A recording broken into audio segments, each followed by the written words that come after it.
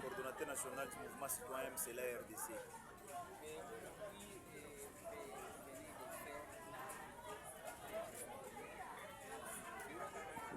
et quel était l'objectif de cette activité pour vous, MCLA?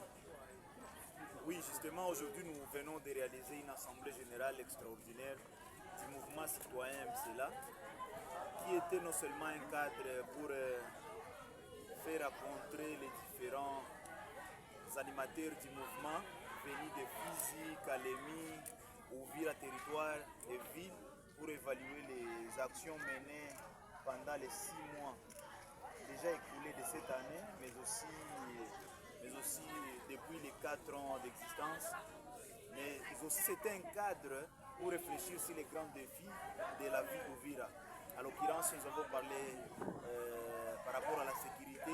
Aujourd'hui, la sécurité continue toujours à se détériorer. On a parlé de la sécurité, il y a eu pas mal d'intervenants et la population a été sensibilisée. On a parlé aussi de la situation de l'eau potable. Vous savez, aujourd'hui, on ne peut pas vivre sans l'eau potable. Et c'est pourquoi on a vu qu'au lieu que la population continue toujours à se plaindre, il serait très impérieux qu'on les rencontre donc qu'il y ait un face-à-face entre les autorités responsables de la régie des eaux et la population pour qu'on discute, qu'on comprenne là où on est, là où on était venu et on projette que faire quoi. Et au moins on a échangé sur la question de l'eau. Il y a déjà des promesses pour l'adduction d'eau dans certains milieux où il n'y en a pas, comme Kawiz, c'est un plaidoyer IMCLA, équilibre par rapport à l'irrégularité. Et aussi, on a parlé par rapport à la situation humanitaire. Et là qu'on a pris l'engagement de continuer toujours à mener les plaidoyers pour qu'il y ait les victimes de guerre, parce que les mamans qui viennent de Bossouma n'en ont pas voulu. Hein? Elles n'ont pas voulu qu'elles soient victimes de guerre. C'est parce qu'il y avait l'insécurité, c'est pourquoi ils sont partis.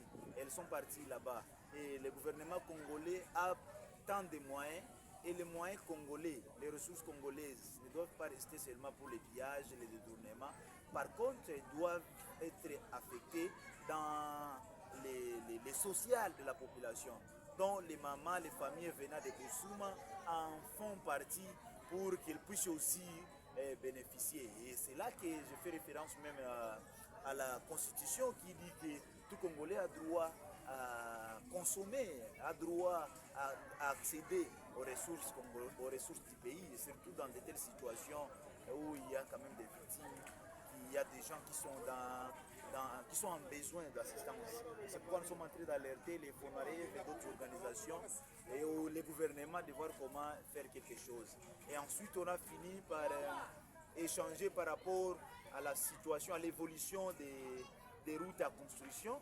Vous savez, aujourd'hui, avec la RN5, il y a quand même de l'avancement, mais la RN30, on se demande est-ce qu'avec ces rythmes de travailler donc de touche partout, ici, hier on est au rond-point, demain on est à Kilomoni, on ne sait pas se focaliser à un seul endroit, on ne sait pas quand même voir une certaine main d'œuvre qui est sur terrain en train de se concentrer pour que la population d'Ouvira roule sur une route goudronnée. C'est pourquoi on s'était dit de réfléchir et prendre des mesures, voire même faire pression. On est en train de projeter des actions parce qu'on ne doit pas rester calme, parce que nous, on est au MCLA, on a toujours dit que rester calme, c'est être complice. Voilà un peu d'emblée l'objectif de cette assemblée extraordinaire du MCLA. Et aussi, on a projeté des actions à mener et dans peu de jours, on pense faire Kinshasa dans le sens toujours de mener très haut les plaidoyers que nous avons. Quelles sont les mesures que vous avez prises par rapport à la route numéro 30? À la route numéro 30, on est dans... Je pense qu'après cette rencontre, on va rédiger une lettre, mais après, on est en train de projeter, de faire une manifestation, mais c'est parce que la sécurité aujourd'hui prime et c'est pourquoi nous nous concentrons d'abord sur la sécurité, parce que tout peut aller de l'avant s'il y a la sécurité. Mais après que la sécurité se stabilise, on saura des actions à faire pour que cette entreprise quitte dans cette manipulation. Ils sont en train de nous manipuler. Et construire une route comme si c'était une faveur alors qu'ils ont tous les moyens de l'Union européenne. Monsieur le Cordeau, en ce qui concerne l'insécurité, quelles sont les raisons profondes de ces insécurités aujourd'hui dans la ville d'Uvira? Les raisons profondes, si l'aspect interne, il y a les bandits, il y a les faux Wazalendo qui occupent des armes et qui en utilisent mal. Il y a aussi les militaires, les FARDC, les faux militaires qui en utilisent mal. Il y a aussi la tranche, la partie externe là, qui est liée à l'infiltration de l'ennemi. Aujourd'hui, il y a quand même une tranche de l'ennemi, il y a une infiltration ici. Il y a des gens qui commettent des actions en faveur de l'ennemi pour que nous, la population, nous puissions nous révolter contre notre gouvernement et que la communauté internationale puisse dire que ces gens-là sont incapables de gérer la population et que les ennemis disent il faut que nous rentrions là-bas. Il y a ces stratégies. Il y a aussi le manque de contrôle d'armes. Les armes ne sont pas contrôlées. On ne sait pas depuis qu'on est revenu à Uvira qui possède l'arme, qui est Muzalendo, qui ne l'est pas, qui est FARDC, qui ne l'est pas. On sait très bien avec les replis stratégiques qu'il y avait des armes qui ont été jetées partout. On ne sait pas qui en a pris pour faire des actes de banditisme dans la ville d'Uvira. Il faudrait qu'on mette en place des mesures sérieuses pour qu'on puisse identifier, qu'on puisse connaître qui a quand même cette arme et en quoi il en utilise. Voilà un peu. Les raisons sont nombreuses, on peut quand même dire en passant cela. Hiyo mheshimiwa, leo shirika la MCLA limeshirikisha wanamemba wake na baadhi ya viongozi wa hapa mjini Uvira kushiriki kwenye kongamano ama kwenye assembly ambayo ilifanyika hapa kwenye ukumbi wa Aji. Nataka tujue malengo ilikuwa ni yapi? Ndio, kwa siku ya leo MCLA iliitisha wanamemba wake kufanya kikao cha kisichokuwa kwa kawaida ambacho kinaitwa kwa lugha ya Kimombo Assemblée Générale. Malengo ya hiyo assembly haiko tu juu ya kutanisha wanamemba wa MCLA, tuevaluate kazi zetu zinasaidia nchi nini, zinasaidia raia nini, na tuprojekte zingine za kufanya miaka zingine zinakuja. Lakini ilikuwa fursa kwa objectif ya kuongea kuhusu madefi za kabambi za jiji tarafa yetu ya Uvira, Fizi na Mwenga, juu ya kuongea surtout usalama, kuzungumza watu wajue nini naendelea, kwa sababu leo kuna kuwa habari zimoja za uongo, ndio kuna kuwa zimoja za kweli.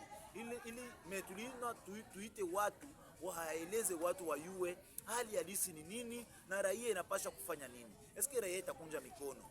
Mezosi tuliongea kuhusu hali ya maji. Na kama maji ni uzima, watu hawezi ishi bila kupata maji.